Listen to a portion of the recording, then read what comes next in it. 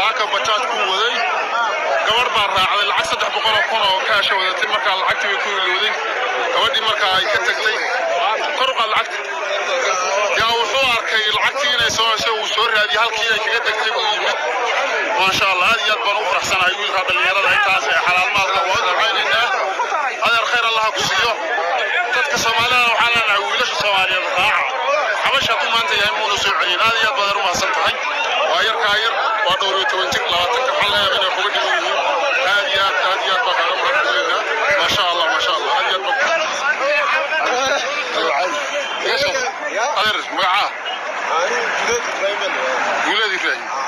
faliga shaka saaka qisada say dhacday lacagta halkii maamul qaas soo raacday lacagta saad ku ogaatay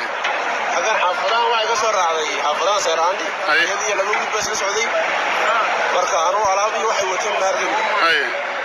dhakhtarka baan keenay dhakhtarka cagar dhakhtarka saadaan u keenay dhakhtarka baqaar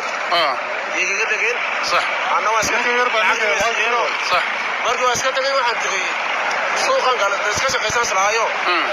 nasiib idama qaadin ay lacagtii misay ana xaga dambe meel lacagta idama eegin baan waxay tahay laakiin waa 300 kun bayt سلام محمد العتله محمد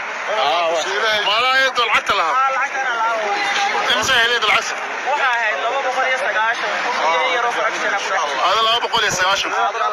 وين كان حاجه عينسه لا جلد فردوسيه وخبر كلنا الهي كسياسه اخرنا جلد الهي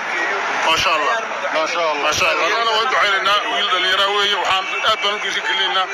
ducada maanta dadka muslimiinta halka jooga dhonaadka shaqaysatay aad iyo aad